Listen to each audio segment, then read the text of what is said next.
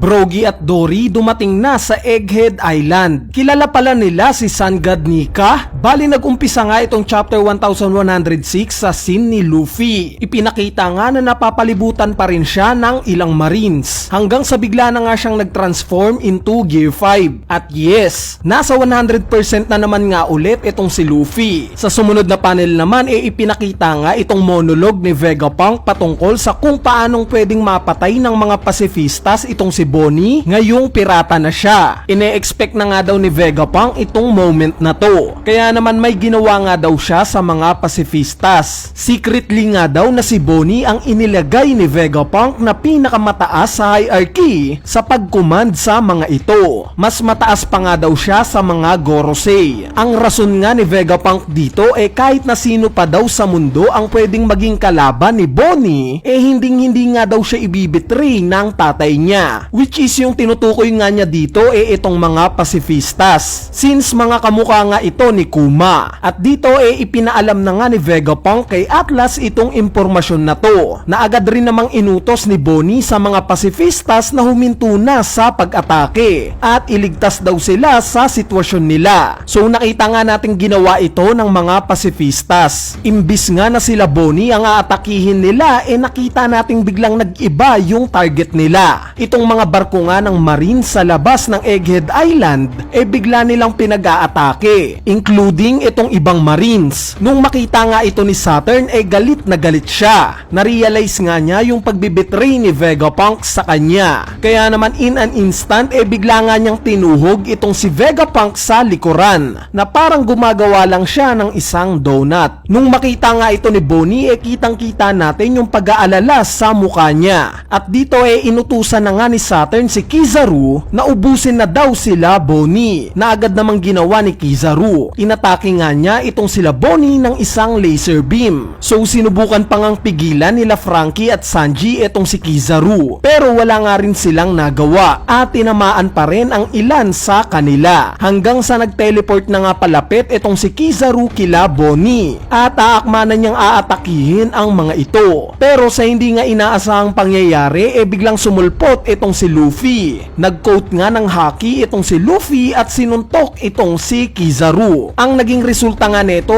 medyo napuruhan itong si Kizaru. At habang pabagsak naman itong mga nahulog na grupo nila Bonnie, tinurn nga ni Luffy sa rubber itong lupa. At dito safe na ngang bumagsak sila Bonnie. Kaya naman dali-dali ngang pinuntahan kaagad ni Bonnie itong natuhog na si Vegapunk. Pagkakita nga ni Vegapunk kay Bonnie ang unang bukang bibig niya si Luffy daw si Sun God Nika. Nung marinig nga yun ni Bonnie biglang nag-flashback sa kanya yung kinuwento sa kanya ng tatay niyang si Kuma patungkol sa Sun God Nika. At nung ma-realize nga ni Bonnie na may point itong si Vegapunk manghang-mangha nga niyang tinitigan itong Gear 5 form ni Luffy. Hanggang sa napaluhan na nga lang si Bonnie nung maalala niya yung mga sacrifice ng ginawa ng tatay at nanay niya para lang makita itong Sun God Nika. At habang nangyayari nga itong moment na to nakita nating nagising na itong ancient robot. Dahan-dahan nga tong gumagalaw kasabay ng pagtugtog ng drums of liberation. Sa sumunod na panel naman biglang ang napunta yung scene sa labas ng Egghead Island. Ipinakita nga na may napakalaking barko na dumating sa Egghead Island. Nung makita nga ito ng mga marines bigla silang nagkagulo. Kilala nga daw nila itong barko na to. Pero ang alam daw nila na-disband na ito 100 years ago pa. So yung tinutukoy pala ng mga marines na to itong barko ng Giant Warrior Pirates. At dito ipinakita na nga sila Brogy at Dory. Nagtataka nga itong dalawa na to kung bakit tinatanong pa ng mga marines kung bakit nandito daw sila ngayon sa Egghead Island. Ang sinabi nga lang ni Brogy nandito daw sila para kay Luffy. Sinabi naman ni Dory na nandito nga daw sila para kay Sun God Nika. At dito na nga nagtatapos itong chapter 1106. Bale ngayon ay pag-usapan naman natin ang mga pangyayari sa chapter na to. So medyo maikli nga lang itong chapter ngayon, pero sobrang informative naman. Maraming ngang revelations. At ang una na nga dyan itong pagre-reveal na si Bonnie pala ang pinakamataas sa hierarchy sa pagkumand sa mga pacifistas. So itong revelation nga na to maaaring ine-expect na ng marami. Dahil during nga sa mga unang chapters netong Egghead Island arc,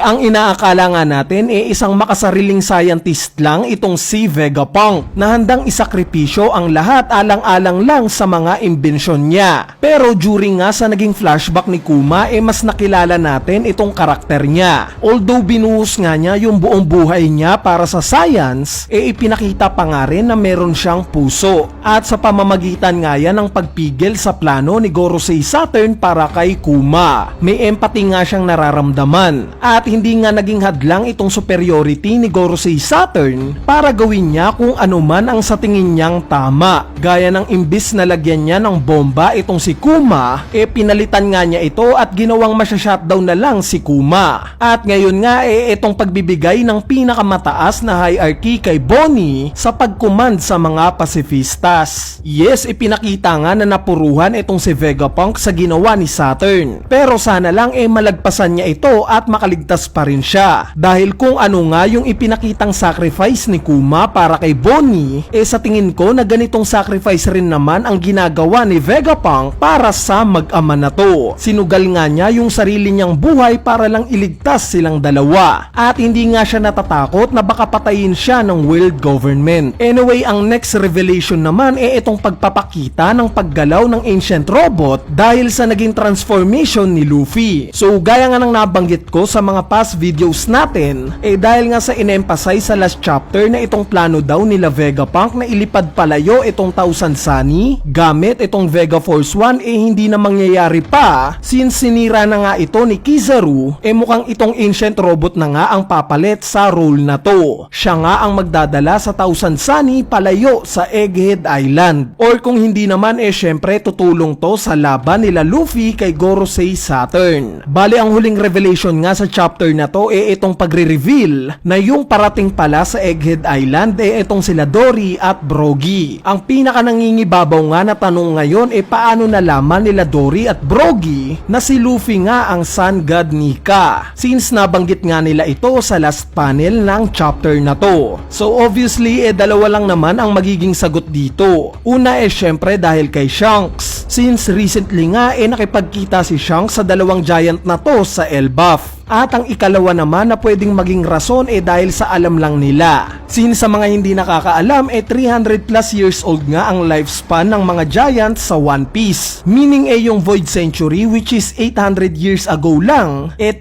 generations away lang para kila Brogy at Dory. Ibig sabihin naabutan ng lolo nila itong si Joy Boy. At pwedeng ito nga yung rason kung bakit may idea sila Brogy at Dory kung sino o ano ang itsura ng Sun God Nika.